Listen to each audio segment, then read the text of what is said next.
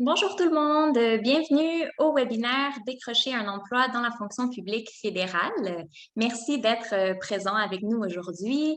Donc, vous êtes quand même assez nombreux à vous être inscrits à notre webinaire.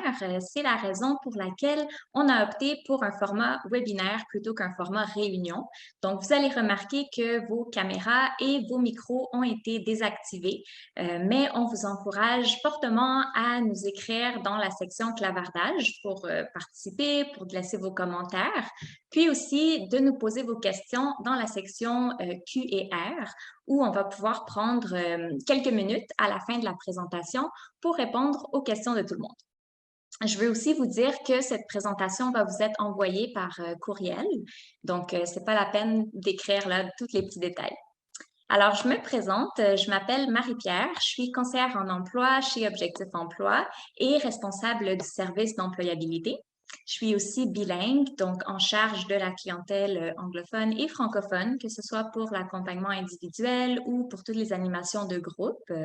Suite à mon baccalauréat en psychologie, j'ai développé une expérience en intervention dans le milieu communautaire. Donc, j'ai travaillé avec les enfants du primaire, les adolescents, pour finalement me spécialiser avec la clientèle adulte. J'ai ensuite fait une majeure en développement de carrière, puis depuis, j'agis comme conseillère en emploi, formatrice et conférencière. Aujourd'hui, je suis en présence de ma collègue Nathalie Dafos qui va animer la présentation avec moi. Je te laisse te présenter. Merci Marie-Pierre. Moi, c'est Nathalie Dafos. Je suis contente de présenter ce webinaire avec vous. Je suis coach en emploi. J'ai une maîtrise en sociologie des organisations. Puis, au cours de mon parcours professionnel, j'ai cumulé plus de 10 ans d'expérience en employabilité et 5 ans dans le domaine de l'immigration. J'ai pu compléter mon parcours avec une formation en coaching, PNL, programmation neurolinguistique, pour mieux accompagner les personnes à atteindre leurs objectifs personnels et professionnels.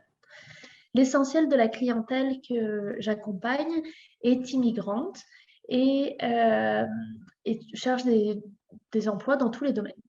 Un peu plus tard, j'ai organisé des salons de l'emploi, ce qui m'a rapproché des entreprises.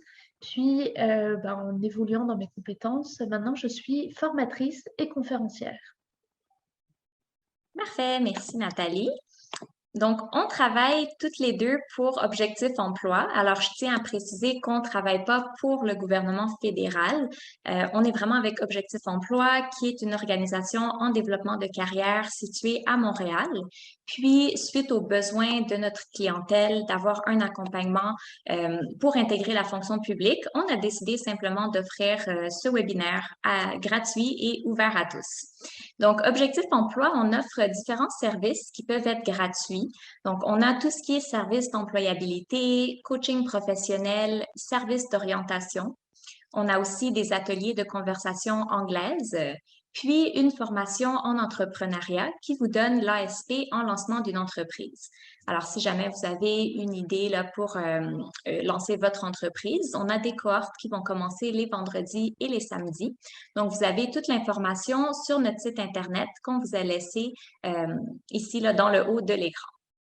On offre aussi un service de correction de CV gratuite depuis quelques temps déjà. Donc, l'idée, c'est que vous puissiez nous envoyer votre CV sur l'adresse contact@oe2.ca. Puis, un professionnel du développement de carrière va soit vous téléphoner ou vous écrire par courriel pour vous donner des conseils gratuits, des recommandations sur comment vous allez pouvoir bonifier votre candidature avant de l'envoyer aux employeurs. J'ai aussi récemment parti un service de coaching privé, justement suite à ce webinaire pour la fonction publique. Donc, j'ai eu plusieurs demandes de personnes qui voulaient un accompagnement personnalisé, individuel, pour vraiment faire du cas par cas. Donc, si ça vous intéresse, c'est des rencontres d'une heure, puis on peut travailler ensemble votre CV, les questions de présélection, pratiquer les tests de la fonction publique, puis aussi pratiquer les entrevues pour bien réussir. Donc, en ce moment, on a une petite promotion pour tout le monde qui est présent au webinaire. Si jamais vous voulez avoir un accompagnement privé pour tout le mois de septembre, on va geler le prix à 50 de l'heure pour une rencontre. Puis, c'est sûr qu'à partir du mois suivant, ça va remonter. Donc, si vous voulez en profiter, vous pouvez m'écrire à mon adresse personnelle ou encore une fois, me contacter via Objectif Emploi. Au programme aujourd'hui, donc, on va voir ensemble tout ce qui est relatif à la fonction publique fédérale. Donc, on va voir le profil du candidat, comment est-ce qu'on peut postuler, c'est quoi les types de tests, les exemples de questions, comment appliquer le modèle STAR, puis aussi, on va regarder ensemble comment ça se passe après l'examen. Donc, avant d'aller plus loin, je vous lance un premier sondage participatif qui va s'afficher à l'écran. Je suis curieuse de savoir pourquoi est-ce que vous voulez travailler dans la fonction publique. Donc, vous avez différents choix de réponse que vous pouvez sélectionner. Je vous donne quelques instants pour répondre à ça. Parfait. OK, donc une grande majorité semble avoir répondu. Alors, on va afficher les résultats du sondage. Donc, pour plusieurs, c'est toutes ces réponses. Puis aussi, on a tout ce qui est stabilité et progression d'emploi. Donc, au fait, vous avez vraiment tous raison. Il y a vraiment beaucoup d'avantages à vouloir travailler pour le gouvernement du Canada, dont aussi la diversité des domaines et des employeurs. Alors, peu importe votre formation, peu importe ce que vous avez étudié, ce que vous savez faire, il y a tellement d'offres d'emploi qui sont disponibles que c'est certain que vous allez pouvoir trouver quelque chose qui va rejoindre vos compétences ou vos intérêts. Il y a aussi énormément d'employeurs qui fonctionnent avec la fonction publique fédérale. Donc, vous avez vraiment l'embarras du choix. On entend aussi souvent parler des salaires et des avantages sociaux. Alors, c'est sûr que la fonction publique offre une échelle salariale quand même assez intéressante. Puis, vous avez aussi la possibilité de négocier votre salaire dépendant des formations que vous avez, votre niveau de scolarité, puis de l'expérience de travail que vous avez, directement relié au poste. Pour les avantages sociaux, ça aussi, on a tout ce qui est, vous avez tout ce qui est assurance collective, pour ce qui est la retraite, 3 semaines de vacances, vous avez les congés aussi. Donc, c'est quand même super intéressant à ce niveau-là. Puis, ils ont vraiment une excellente politique pour la conciliation travail-famille. Donc, souvent, il y a des personnes peut-être qui doivent aller chercher leurs enfants à la garderie ou à l'école. Puis à ce moment-là, j'ai déjà vu qu'il était possible de négocier ces heures de travail. Donc, c'est sûr que ça va dépendre des employeurs, mais pour certains, c'est possible de commencer un peu plus tôt, puis terminer un peu plus tôt pour vraiment favoriser tout ce qui est conciliation travail-famille. Vous avez aussi un environnement inclusif. Alors, eux, ils visent vraiment à promouvoir la diversité, puis être représentatifs de toute la diversité qu'on a au Canada. Donc, il y a des offres d'emploi qui vont être spécifiques pour certains types de personnes. Donc, par exemple, pour la catégorie des femmes, des personnes autochtones, des personnes handicapées, puis aussi pour les minorités visibles. Donc, c'est super inclusif. Il y a des offres d'emploi qui sont seulement pour ces catégories-là. Puis sinon, il y a un pourcentage de recrutement qui doit être fait dans les catégories. Donc, c'est quand même assez intéressant. Puis, vous avez aussi tout ce qui est développement professionnel. Donc, eux, ils veulent vraiment vous pousser à rester dans la fonction publique fédérale, puis aussi à gravir les échelons, à avoir des bonnes perspectives d'emploi, d'avancement. Donc, lorsque vous êtes employé, vous avez accès à une plateforme campus qui vous donne justement accès à des cours, puis à du perfectionnement pour votre propre développement professionnel. Si jamais vous n'êtes pas encore employé de la fonction publique, j'ai découvert cette plateforme qui est super intéressante. Je vous ai mis le lien dans le haut, c'est learn-apprendre.ca. Puis, c'est l'École de la fonction publique du Canada qui donne un apprentissage ouvert à tous.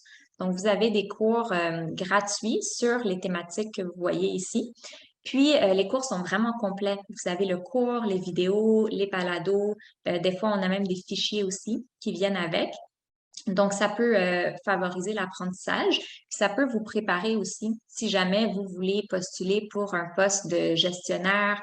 Vous pourriez aller voir un peu sur le sujet leadership pour vous former, vous mettre à jour, puis être plus préparé aussi pour l'entrevue d'embauche que vous allez avoir. En ce qui concerne le processus d'embauche, je vais vous mettre le lien la section clavardage pour que vous puissiez aller voir. Tout est vraiment clair, tout est vraiment expliqué. Ici, c'est vraiment juste un petit aperçu que je vous donne. Puis, c'est un peu le cœur de ce qu'on va voir dans le reste de la présentation.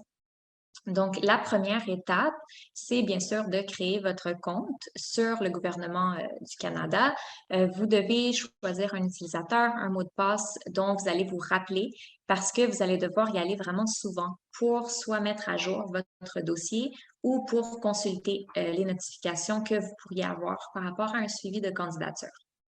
Vous allez aussi avoir toutes les informations à remplir, votre CV, préparer votre profil pour ensuite postuler.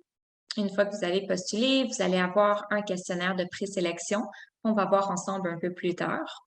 Vous aurez ensuite l'option de passer un test écrit ou une entrevue ou de faire les deux. Vous allez devoir fournir des références. Souvent, ils vont demander 2 ou 3 références de personnes qui vous ont supervisé ou qui ont travaillé directement avec vous. En ce qui concerne les références, c'est sûr que je recommande toujours de rentrer en contact avec ces personnes-là avant de donner leur nom, leurs informations. Premièrement, pour s'assurer qu'ils se rappellent encore de vous. Des fois, les références datent de longtemps.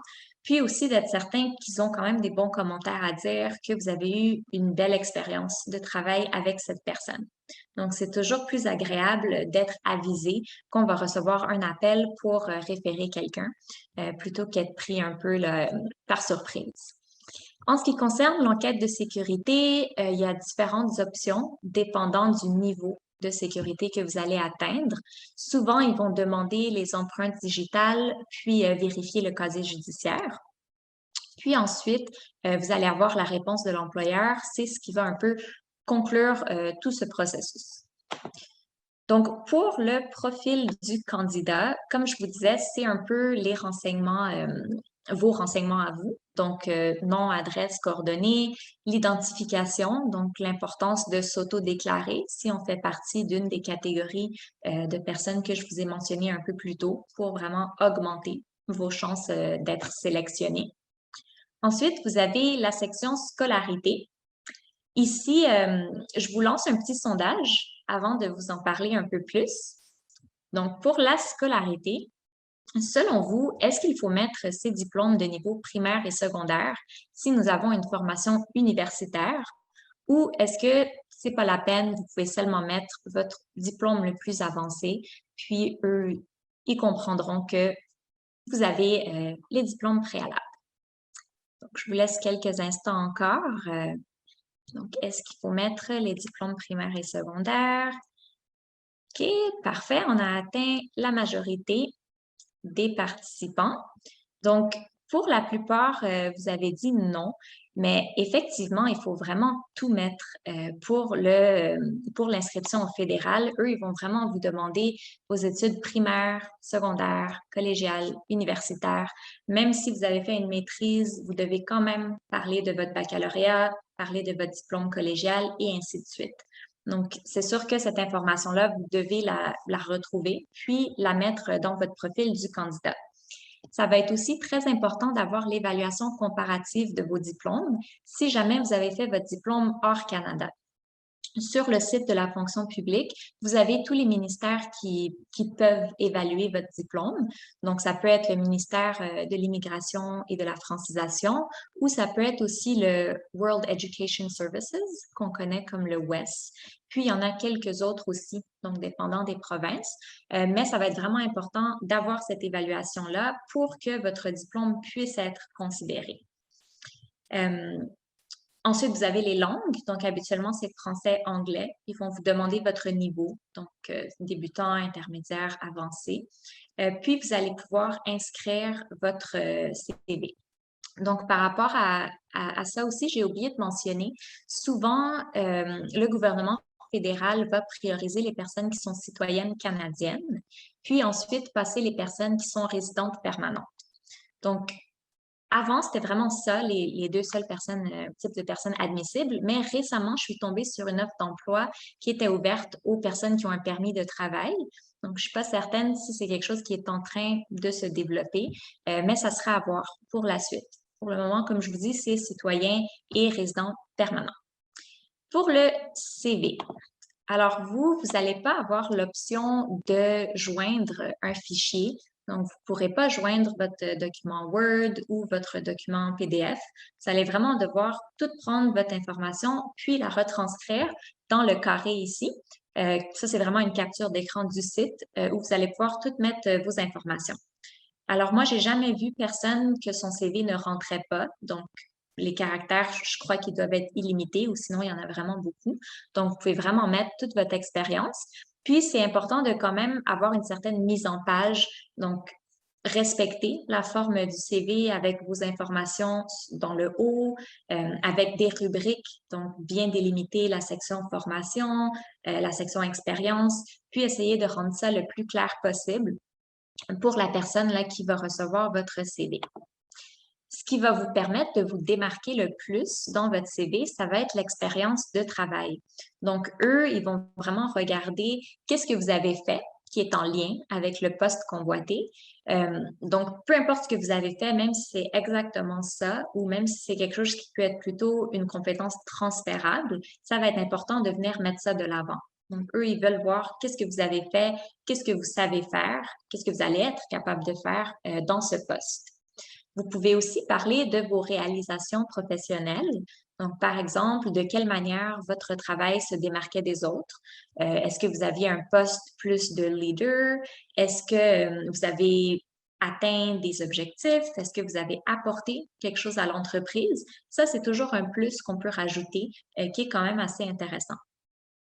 Pour la mise en page, comme je le disais, on garde la même structure qu'un CV. Donc, on va s'assurer de bien identifier nos tâches et nos fonctions avec des puces, puis des phrases courtes qui vont commencer avec un verbe d'action. Donc, pour vraiment dire ce que vous avez fait. Puis, ce qu'on va éviter, au fait, c'est vraiment les phrases en continu, les gros paragraphes de texte, le fait que ce soit un peu plus flou, un peu plus difficile à lire. On veut vraiment bien aérer cette section-là, puis bien séparer l'information et rendre ça super clair. Par la suite, pour postuler, ça va vous amener à cette page-là. Ça aussi, c'est une capture d'écran où vous allez pouvoir rechercher un emploi qui vous intéresse. Puis, la recommandation qui est donnée, c'est de ne pas sélectionner trop de critères. Donc, c'est pas parce que vous avez des filtres que vous devez tous les utiliser. Sinon, ça va être vraiment, oui, les résultats qui vont sortir vont peut-être être à côté aussi de ce que vous cherchez, puis vous allez peut-être manquer des opportunités qui pourraient être intéressantes.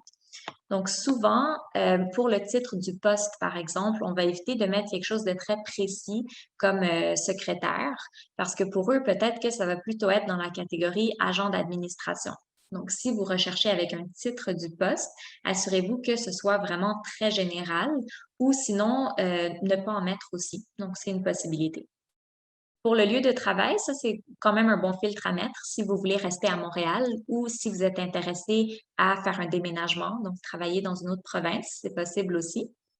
Vous allez avoir les 3 filtres suivants pour exclure les lieux variés, si vous voulez seulement travailler dans une place. Exclure les lieux de travail virtuels si vous n'êtes pas disposé à travailler de la maison. Puis aussi exclure les lieux à l'étranger, si vous voulez vraiment rester à l'endroit que vous avez choisi. Pour les types d'emplois, ça se regroupe à emploi étudiant, emploi pour les diplômés, puis les emplois réguliers. La date d'affichage, c'est pour trier avec les offres les plus récentes. C'est sûr qu'ici, nous, on vous recommande vraiment de créer des alertes pour recevoir les nouvelles offres directement dans votre boîte mail, plutôt que d'aller à tous les 2-3 jours voir la date d'affichage puis voir qu'est-ce qui est nouveau, en fait. Pour les organisations, ici, c'est quand même intéressant si vous voulez absolument travailler pour une organisation spécifique. Par exemple, si vous, ce qui vous intéresse, c'est de travailler pour l'ARC, vous pourriez simplement mettre comme filtre ARC, Montréal, puis voir tout ce qui est disponible, puis ce qui pourrait venir rejoindre vos compétences. Langue requise, vous pouvez choisir, encore une fois, français, anglais, bilingue aussi. Pour les postes bilingues, ils ont souvent une prime de bilinguisme puisque vous pouvez desservir la clientèle dans les 2 langues. Donc, souvent, vous avez un ajout à votre salaire pour ça.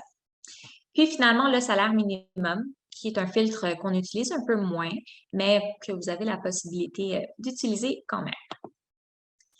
Pour les offres d'emploi, quand vous allez en choisir une, vous allez avoir la fiche complète de tout ce qui est en lien avec le poste. Donc, vous allez voir les tâches reliées au poste. Puis ici, ce que je recommande toujours, c'est vraiment de comparer votre CV et les tâches. Donc, si vous voyez des tâches dans l'offre d'emploi que vous avez déjà fait auparavant, c'est vraiment important d'aller le mettre dans votre CV ou même dans le questionnaire de présélection qu'on va voir un peu plus tard. Milieu de travail, c'est les organismes, les ministères qui peuvent vous recruter. Intention du processus, c'est pour savoir si c'est un bassin de candidats ou si c'est vraiment pour un poste spécifique. Souvent, vous allez voir des bassins en recrutement continu, par exemple, qui recrutent, puis la date limite, c'est 2022-2023. Ça veut dire qu'ils sont vraiment en train d'accumuler les candidatures en vue de éventuellement embaucher. Puis sinon, vous avez les postes spécifiques que eux, ça ne va pas être écrit que c'est un bassin de candidats, ça va vraiment être pour un poste. Puis vous allez avoir une date limite qui serait peut-être dans 1 ou 2 semaines. Puis vous allez savoir que le processus de recrutement va débuter bientôt à partir de là. Vous allez avoir aussi tous les renseignements que vous devez fournir, puis les qualifications et les compétences qui sont soit requises ou soit un atout.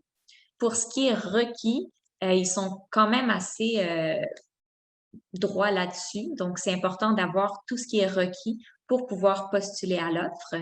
Puis, pour les atouts, si vous les avez, c'est vraiment important, encore une fois, de sélectionner ce que vous voyez sur l'offre d'emploi qui est un atout, puis d'aller le mettre dans votre CV ou aller le mettre dans les questions de présélection au besoin. Donc, ça va vraiment augmenter vos chances d'être retenu pour le poste. Lorsqu'on choisit une offre d'emploi, ici, j'ai choisi, par exemple, agente administrative, puis là, on voit qu'il y avait une date limite ici, donc qui était le 23 juin. Vous allez avoir toutes les étapes que vous devez faire avant de officiellement postuler pour le poste. Donc, je vous explique un peu, en gros, l'avis, c'est juste un petit consentement qui dit que les informations que vous allez fournir sont justes et véridiques. Ensuite, vous avez, comme on l'a vu, le CV, les références qui peuvent être demandées à cet endroit-ci. Vous avez les questions de présélection qu'on va voir dans la diapo juste après. Lieu de travail, donc vous cochez où est-ce que vous êtes prêt à travailler. Durée des fonctions, souvent on va voir du temporaire ou du permanent. Classification, c'est pour savoir si c'est un poste d'entrée ou si c'est un poste un peu plus de haut niveau. Pour la classification, ça, encore une fois, sur le site, vous avez toutes les classifications d'emploi, puis ils vous disent un peu c'est relié à quoi, dans le fond.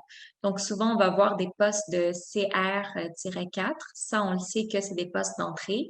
Il y a beaucoup de postes AS aussi, qui sont des postes d'entrée au niveau administratif. Donc, ça, la classification, vous pourrez toujours aller vérifier.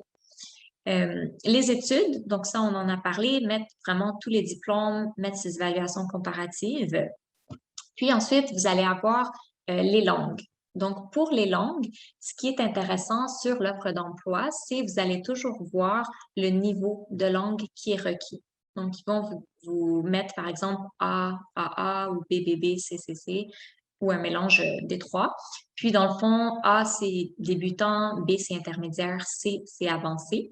Puis, vous allez voir pour les 3 critères, qu'est-ce qu'eux, ils demandent. Donc, par exemple, pour la compréhension écrite, l'expression écrite, l'expression orale, ils vont avoir un niveau qui est demandé. Ce qui est important aussi de savoir, c'est de différencier lorsque c'est impératif ou non impératif. Si c'est impératif, ça veut dire qu'au moment de l'embauche, vous devez absolument avoir le niveau demandé. Donc, si par exemple, c'est un bilingue impératif avancé, ils vont vous envoyer un test, vous allez devoir le passer pour avoir le poste. Si c'est non impératif, souvent, ils sont ouverts à vous donner quand même la chance d'exercer le poste dans le français, par exemple, mais à condition que vous allez suivre une formation en anglais qui va être payée par l'État. Donc, pour éventuellement en arriver à avoir le poste avec le niveau qui est demandé. Donc, ça, c'est l'impératif et le non impératif qui va toujours se retrouver sur l'offre d'emploi. Vous allez toujours être au courant des exigences au niveau linguistique. L'équité en matière d'emploi, on en a déjà parlé, c'est l'autodéclaration. Puis, parfois, ils vont vous demander de faire un test en ligne non supervisé. Les tests, on va les voir un peu plus tard, mais dans ce cas-ci, ça fait partie du processus pour postuler. Donc, eux, ils vont, dans le fond, vous envoyer un lien, un test, puis une fois que vous l'ouvrez, vous avez un temps limite pour le passer. Donc, c'est important de ne pas juste l'ouvrir pour l'ouvrir, parce que dès que vous l'ouvrez, habituellement, vous avez soit 60 ou 90 minutes, ou ça dépend, pour pouvoir répondre à tout ça, puis l'envoyer. Puis ces tests non supervisés, c'est rien de très stressant. Souvent, pour agents administratifs, c'est pour voir un peu si vous êtes capable de naviguer, de cocher des options, d'écrire un peu, de répondre. C'est juste pour voir votre niveau d'aisance avec l'ordinateur. Par exemple, ça peut être vraiment juste ça. Puis, une fois que vous avez tout répondu, tout va être des crochets verts. Puis, vous allez pouvoir officiellement postuler, puis attendre la suite. Pour les questions de présélection, donc ça fait partie, comme je vous disais, du processus. Puis ici, c'est vraiment des questions spécifiques aux fonctions. Donc, si eux, ils recherchent quelqu'un qui va fournir des services administratifs, ils vont vous demander de manière concrète où, quand, comment vous avez acquis l'expérience. Donc, qu'est-ce que vous avez fait en lien avec les services administratifs, puis où est-ce que vous l'avez fait? Souvent, eux, ils vont privilégier les expériences de travail qui datent de 6 ans et moins. Donc, c'est toujours mieux d'y aller avec les plus récentes possibles. Puis aussi, des expériences que vous avez eues à long terme, ils vont l'évaluer. Donc, si par exemple, vous avez fait cette fonction pendant juste 1 mois ou si vous l'avez fait pendant 3 ans, c'est sûr que votre niveau d'aisance avec les tâches va être différent. Donc, l'idée, c'est de répondre à chaque question. Des fois, il peut en avoir 3, 4, des fois, il y en a une vingtaine, donc ça va vraiment dépendre de l'offre. Puis, de manière spécifique, pour chaque tâche, chaque fonction, ils veulent savoir, avez-vous déjà fait ça? Puis, expliquez-nous. Donc, c'est un peu la différence entre le CV et les questions de présélection. Donc, je vous lance un autre sondage ici, donc pour continuer. Maintenant que vous avez vu les deux, selon vous, qu'est-ce qui est le plus important entre le CV et les questions de présélection? Selon vous, qu'est-ce que le recruteur va regarder en premier? Est-ce que c'est votre CV ou est-ce que c'est les questions de présélection? Je vous laisse quelques instants pour répondre à ça.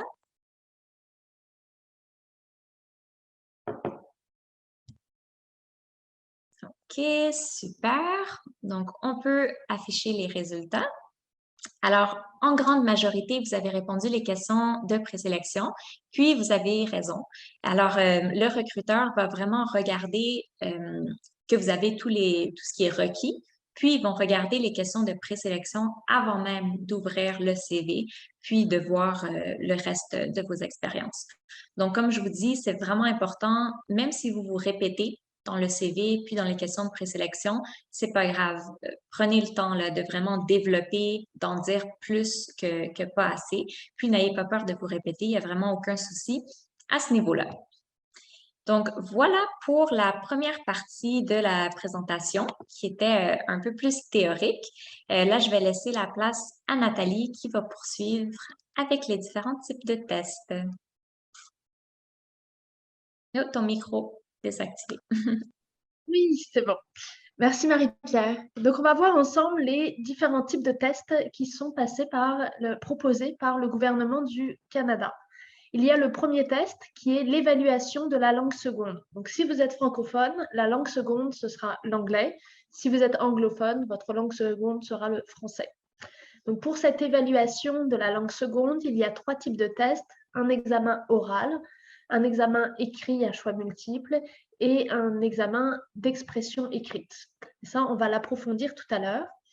Cette évaluation de la langue seconde n'est pas pour tous les postes. C'est principalement pour les postes bilingues. Si vous avez un niveau intermédiaire ou si le poste n'est pas forcément dans les 2 langues, cette évaluation ne sera pas systématiquement proposée. Ensuite, le deuxième type de test qui existe, c'est l'examen écrit. Donc, l'examen écrit, ce sont des questions qui sont posées et plusieurs propositions de réponse, des questions à choix multiples. Et là, vous avez un certain nombre de questions, puis un temps donné, et vous devez y répondre le plus rapidement possible en étant le plus juste possible. Le troisième type d'examen, de test, c'est les mises en situation et les simulations. Donc ça, c'est plutôt pour des postes de superviseur ou de gestionnaire que il y a un jury qui propose des situations particulières, des simulations de réunions d'équipe. Et le candidat doit justifier à l'oral et à l'écrit des décisions qu'il va prendre, de la manière dont il va agir et interagir avec le reste de l'équipe. Le quatrième type d'examen, c'est l'examen oral. Ça, c'est plus la question de l'entrevue, enfin, les 30 questions de l'entrevue qui sont posées pour tout type de poste, qui sont également posées pour les tests d'entrée au gouvernement du Canada. Donc là, on va approfondir un peu plus l'évaluation de la langue seconde. Comme je disais, il y a 3 types d'examens: l'examen oral, l'examen de compréhension écrite et l'examen d'expression écrite. Donc, à l'oral, on vous pose des questions particulières, plus précises pour tester votre niveau de compréhension, mais aussi votre niveau d'expression orale. Les examens de compréhension écrite, là, ce sont des questions à choix multiples qui sont plus sur les verbes, sur la grammaire ou la conjugaison en anglais pour être le plus juste et le plus précis possible dans son expression écrite. Et enfin, l'examen d'expression écrite qui sera plus de la rédaction, rédiger une réponse de plusieurs lignes de manière plus construite. Voilà, donc ça c'était l'évaluation de la langue seconde. Et je vais vous proposer un exercice donc il y a sur le site du Canada, sur le site dont vous voyez l'adresse en bas, il y a des tests d'auto-évaluation. Et là, ici, on a un exemple de compréhension écrite, donc on va le faire ensemble. Je vais lire l'énoncé, puis vous devez trouver quelle est la bonne réponse parmi les 4 propositions qu'il y a en dessous. Donc, I'm interested in the engineering position which corresponds to my qualifications. Attached, you will find a copy of my resume. I would be very pleased to move to Moncton, which is my hometown. If I'm offered the position, I will have to resign and give 3 weeks notice to my employer. Donc, à votre avis, il y a un sondage qui va s'afficher. Ce texte en anglais a quel but? Le but de demander le coût du déménagement, la démission, d'accepter un poste d'ingénieur ou de poser sa candidature pour un poste. Bon, je vais attendre qu'il y ait la majorité des participants qui répondent à ce formulaire. Ok, les réponses sont mitigées, mais on a quand même une majorité de réponses pour la réponse numéro 4. En effet, c'est une lettre pour poser sa candidature pour un poste. Ok. Donc, attention, entraînez-vous en ligne pour valider votre niveau d'anglais et voir si vous êtes prêt à appliquer sur des postes bilingues. Ok? Parfait. Alors, ensuite, donc on a vu les 4 types d'examens. Donc, il y a les examens de la langue seconde, puis l'examen écrit. Donc, l'examen écrit, c'est une liste de questions à choix multiples que vous avez, pendant lequel vous devez répondre à un maximum de réponses. Et on vous encourage à utiliser la stratégie des 3 R. Recueillir, raisonner, résoudre. Donc, recueillir, c'est tout d'abord pour faire le survol de l'ensemble des questions. Combien il y en a? Quelles sont les consignes? Quel est le degré de difficulté? Pour agir le plus rapidement possible, puis sélectionner les réponses qui vous prendront le moins de temps à répondre. Ensuite, R comme raisonner. Donc, on vous encourage, si vous hésitez entre plusieurs réponses, à établir un ordre de réponse par question. Allez-y par élimination. Parfois, c'est un mot près, la formulation de la réponse qui peut changer en fonction de la manière dont la réponse est écrite. Donc, raisonnez à ce niveau-là, relisez bien les questions, puis par déduction, vous allez trouver la bonne réponse. Le troisième R, c'est résoudre. Résoudre pour répondre aux questions. C'est les questions à choix multiples, c'est souvent une réponse qui est bonne et non pas plusieurs réponses. Voilà. Donc, le troisième type de test pour entrer dans la fonction publique au fédéral, ce sont les mises en situation et les simulations. Donc ça, c'est vraiment pour les postes de cadre, de gestionnaire, de superviseur. Le jury distribue des documents d'information d'une entreprise, d'une organisation fictive et on demande d'établir un plan d'action spécifique et de prendre des décisions. Tout ça, il va y avoir une justification à l'écrit et à l'oral qui va être demandée au candidat devant un jury pour valider ses compétences en matière de gestion d'équipe, d'encadrement de service. Donc, le plus souvent, c'est la simulation de réunion d'équipe qui apparaît. Okay. Tout ça, tous ces tests écrits et ces mises en situation, vous pouvez vous entraîner en ligne sur le site de canada.ca. Il y a énormément d'exemples, de questions avec lesquelles vous pouvez vous pratiquer et vous auto-évaluer avant d'appliquer en ligne. Donc, ces tests mesurent votre adaptation, vous donnent plus d'informations sur le type de questions. Donc, la clé pour réussir cet examen, c'est vraiment la préparation. C'est comme le permis de conduire. Vous pouvez vous entraîner pour réussir le jour de l'examen. C'est la même chose pour les postes de la fonction publique du fédéral. Donc là, on va voir un des exemples que l'on trouve en ligne. C'est un exemple pour tester les habiletés professionnelles. Donc là, on expose une situation. Un collègue et vous travaillez sur un projet complexe qui exige beaucoup d'efforts de vous deux. Votre collègue est souvent absent en raison d'épuisement et de stress qui découlent de problèmes personnels. Vous êtes peu au courant des circonstances et vous ne connaissez pas votre collègue depuis très longtemps. Ce collègue contribue très peu au projet. Par conséquent, vous faites plus d'heures supplémentaires pour faire avancer le projet. Vous craignez que votre santé en soit affectée si vous continuez à travailler autant d'heures. Donc là, la situation est posée. À votre avis, quelle serait la réponse la plus efficace selon vous?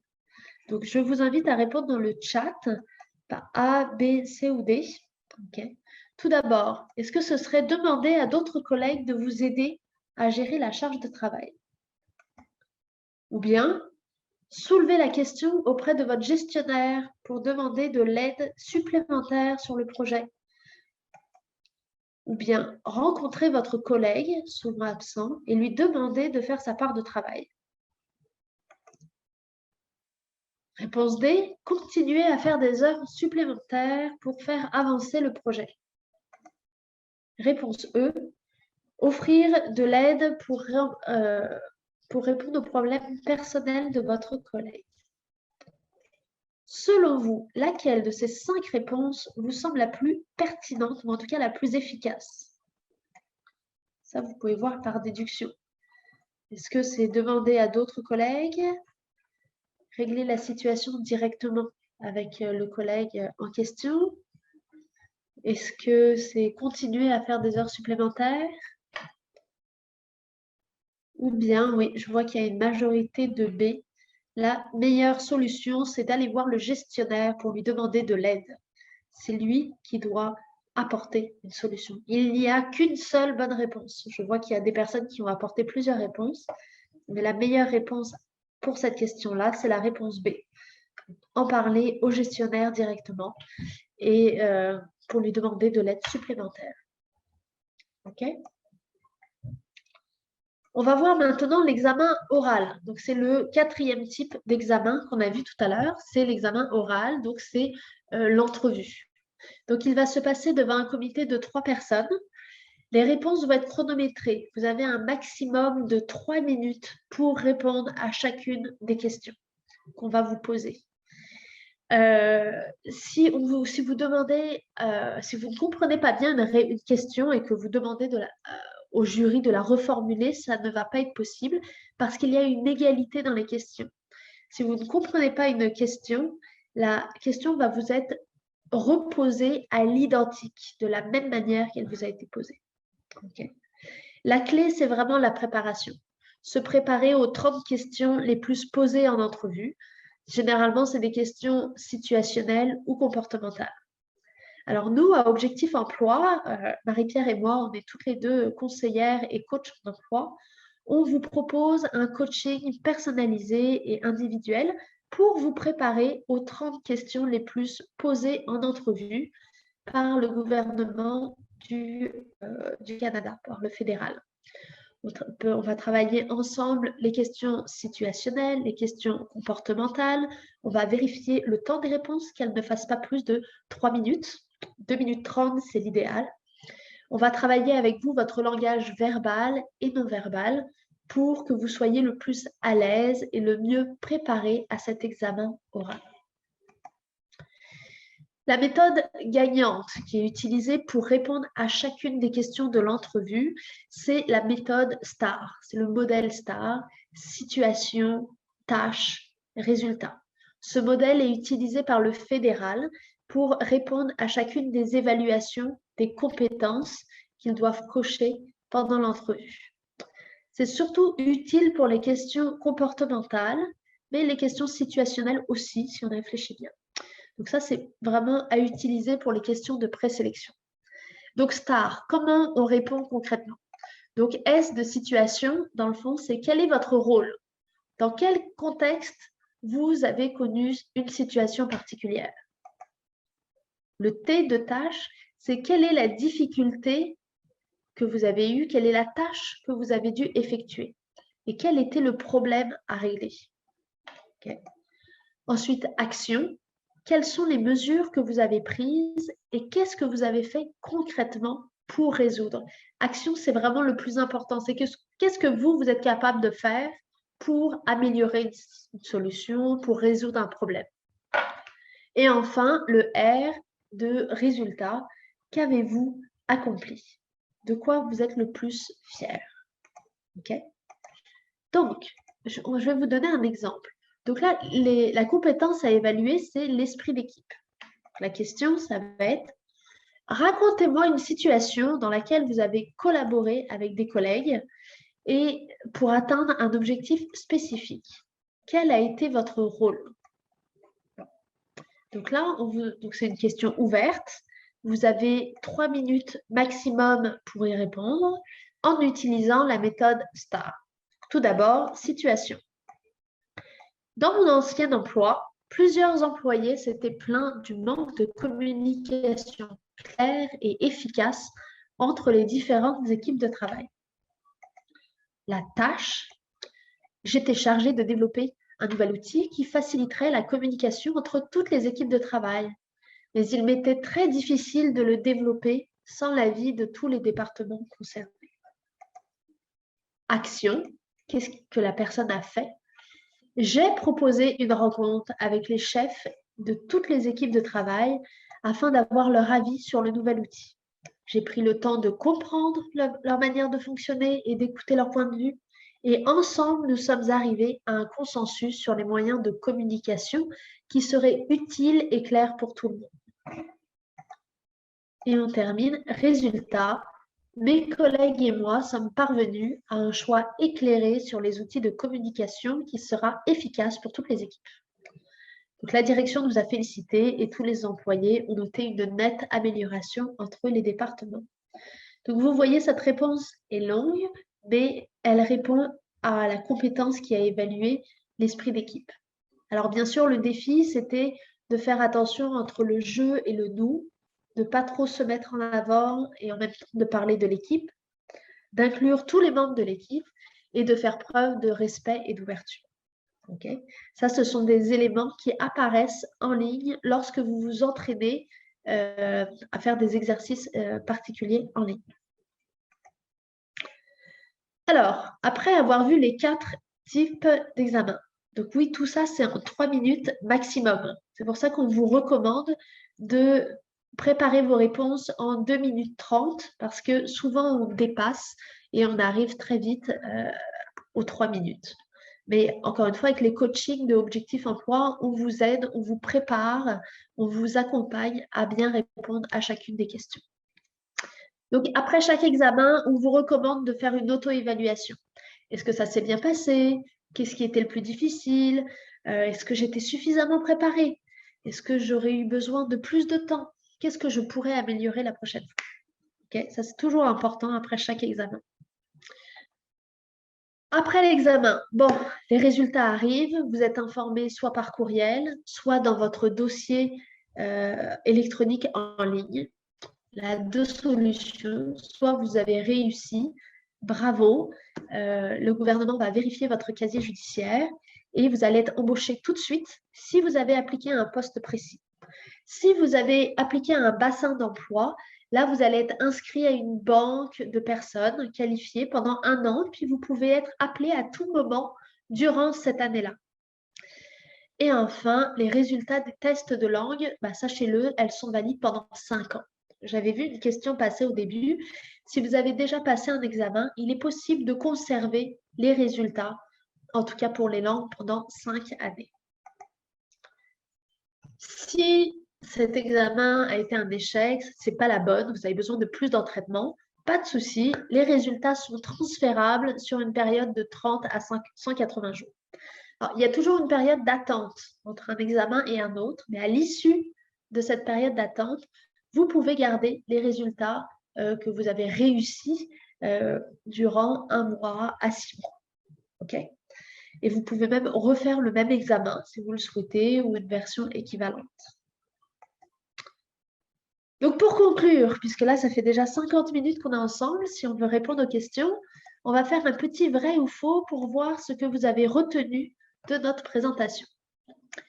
Il existe un filtre pour exclure les milieux de travail virtuels dans la recherche. À votre avis, c'est vrai ou faux? Je vous encourage à répondre dans le chat. Bon, c'est vrai. Vous avez vu avec Marie-Pierre, il existe plusieurs filtres en fonction du salaire, de l'organisation, du type de poste. Il est important d'avoir un CV de mise en page créative pour postuler. À votre avis, c'est vrai ou faux? Est-ce que vous devez avoir un CV créatif pour postuler? Avec une belle mise en page? Eh bien non, c'est faux, puisque vous devez remplir un formulaire en ligne pour transmettre toutes vos informations. Marie-Pierre vous a présenté tout à l'heure le formulaire. Le nombre de mots est illimité, donc vous pouvez faire un copier-coller de votre CV dans le formulaire du gouvernement. Ensuite, il existe 3 types d'examens d'évaluation de langue seconde. Vrai ou faux? C'est vrai. Il y a l'examen oral, écrit, à choix multiples et un examen d'expression. En effet, c'est vrai. Bon. Ensuite, il est possible d'intégrer le gouvernement du Canada avec un niveau d'anglais intermédiaire. Avec un niveau intermédiaire d'anglais.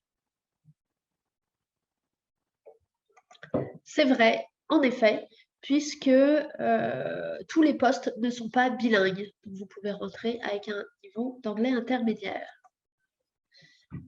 L'examen oral peut comporter des questions situationnelles. Est-ce que c'est vrai? Est-ce que c'est faux? On a vu que ça pouvait comporter des questions situationnelles et comportementales.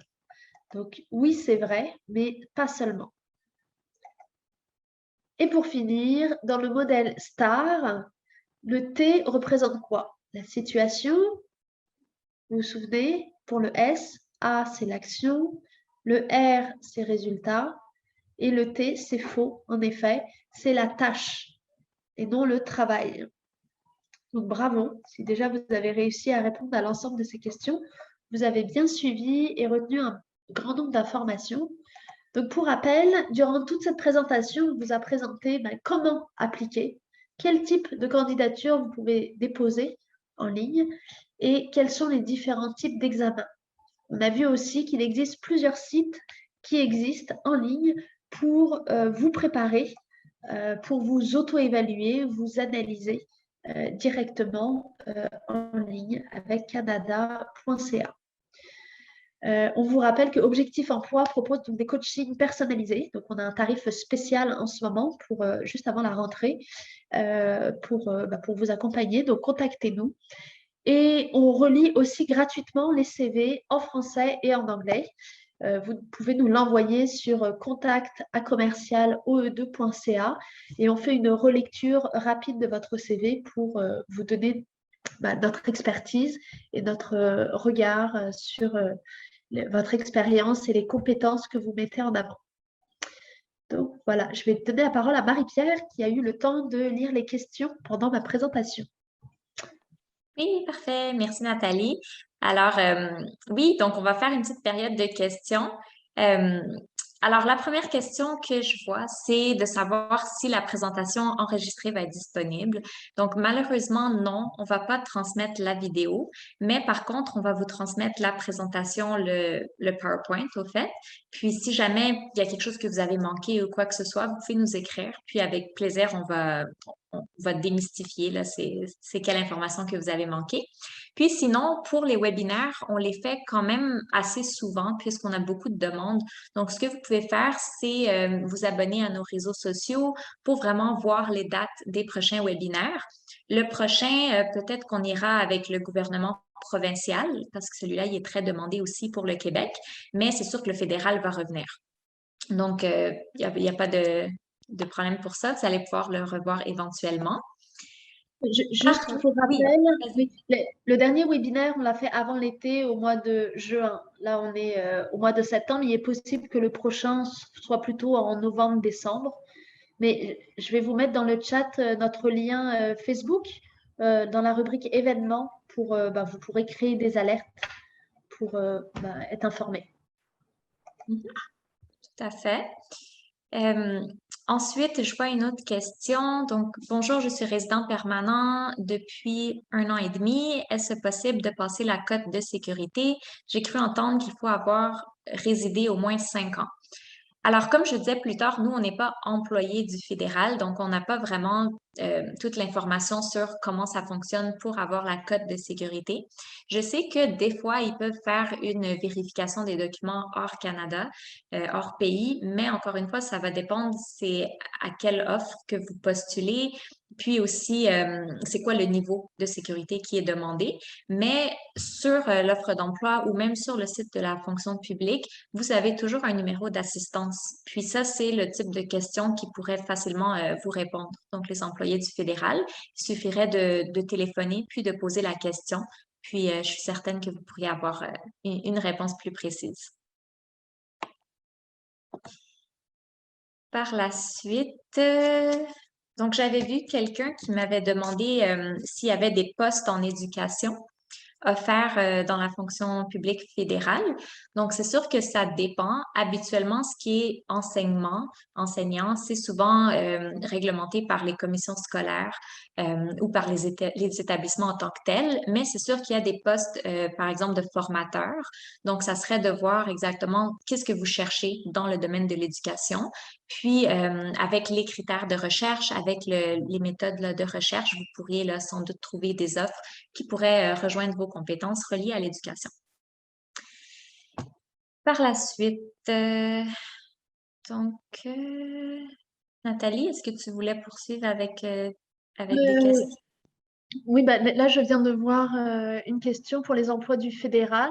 C'est ça, comment se préparer? Est-ce qu'il y a une orientation disponible pour les emplois du gouvernement provincial? Oui, on va faire le webinaire, je pense, avant la fin du mois de septembre, Marie-Pierre, pour le présenter. Donc, on pourra mieux répondre à vos questions spécifiques.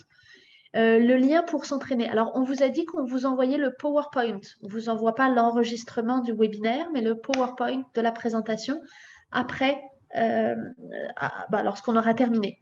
On vous enverra aussi, et donc dans le PowerPoint, vous aurez tous les liens pour vous entraîner à chacun des exercices d'écrit, de simulation d'entrevue, enfin de mise en situation. Donc ça, il n'y a pas de problème. On vous enverra aussi un questionnaire d'évaluation pour nous faire vos commentaires, poser vos questions plus individuelles, plus personnelles. Et ça nous fera plaisir d'y répondre, puisque là, il nous reste plus que 4 minutes. Et, et voilà. Et si vous êtes intéressé par les coachings personnalisés pour vous préparer aux examens oraux, à l'oral du fédéral, on est disponible. C'est ça. Il y a une autre question par rapport au permis post-diplôme. Donc, si on a un permis post-diplôme, est-ce qu'on va passer en dernier ou être ignoré des sélections? Donc, encore une fois, ça va dépendre. Comme je le disais, il y a une grande priorité avec le fédéral d'être citoyen canadien ou résident permanent, mais vous avez toujours l'option de regarder dans les emplois pour les diplômés ou peut-être de regarder un peu plus dans les recherches parce que comme je vous dis, moi aussi, j'étais surprise d'avoir vu des offres ouvertes pour les permis de travail, mais c'est vraiment dans la recherche que vous allez pouvoir voir si vous pouvez l'avoir ou non. Euh, Puis, il y avait quelqu'un aussi qui m'avait demandé, dans le fond, s'ils étaient en attente de la résidence. Des fois, c'est peut-être mieux d'attendre un peu d'avoir la résidence pour pouvoir justement postuler puis avoir plus de chances d'être sélectionné. Mais sinon, sur l'offre d'emploi, vous allez le voir si votre permis de travail est admissible pour la fonction demandée. Je vois une autre question sur les postes en logistique. C'est pareil, on vous encourage à faire une recherche dans les filtres pour voir les postes en logistique qui se présentent et voir les conditions qui sont requises à ce niveau-là. Ça, c'est encore une fois un travail de recherche. On n'a pas pu approfondir pour tous les postes. Il y en a tellement au fédéral que voilà. Hein? Je vois aussi deux questions de Eddie Sherbinski. J'espère que je prononce bien. Les questions me semblent un peu plus personnelles, plus spécifiques. Ici, je vous encourage plutôt à m'écrire en privé à mon adresse courriel pour pouvoir mieux discuter de quelle manière vous pourriez répondre par rapport à votre situation. Puis, je pense que c'est mieux qu'on en discute ensemble pour que je puisse mieux comprendre votre situation. Donc, Monsieur Eddy, là, je vous encourage à m'écrire à mon adresse, puis je pourrais mieux vous répondre en privé. Et je vois une dernière question, c'est pour le coaching, combien à peu près? Donc, on ne va pas vous dire que en moyenne, c'est 3 rendez-vous, maximum 5 rendez-vous en fonction de vos besoins particuliers. On s'adapte pour vous, on ne fait pas de forfait d'accompagnement en coaching. Mais comme disait Marie-Pierre, il y a un premier, en ce moment, les prix sont gelés. Là, on va augmenter à partir du mois d'octobre, la rentrée. Donc, contactez-nous. Puis, c'est des rendez-vous de 1 heure, c'est en ligne sur Zoom. On vous pose les questions les plus posées à partir du formulaire, des exercices en ligne qui existent pour le Canada. Puis, on vous chronomètre, on vérifie si vous utilisez bien la méthode STAR. On vérifie votre verbal, votre non-verbal pour être convaincant et convaincre le jury, puisque vous serez devant 3 personnes, que vous êtes le meilleur candidat pour ce poste. Voilà, je pense qu'on a fait le tour. Il n'y a plus de questions. Marie-Pierre, je te laisse conclure. OK, parfait, oui. Donc, merci à tout le monde d'avoir participé, d'avoir répondu à nos sondages, d'avoir posé des questions, rendu ça vraiment dynamique.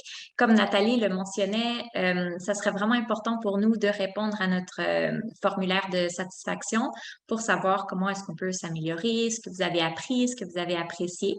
Donc, ça, on va vous l'envoyer par courriel. Puis, on va vous envoyer aussi, tel que convenu, la présentation PowerPoint aussi. Puis sinon, restez à l'affût pour le prochain webinaire sur la fonction publique provinciale, puis aussi sur d'autres sujets là, reliés à l'employabilité qu'on va donner dans les prochaines semaines, les prochains mois. Donc voilà, je pense que ça fait le tour. Merci à tout le monde. Puis écrivez-nous ou envoyez-nous votre CV pour la correction gratuite aussi. Merci. Et bon lunch, puisque c'est l'heure d'aller manger.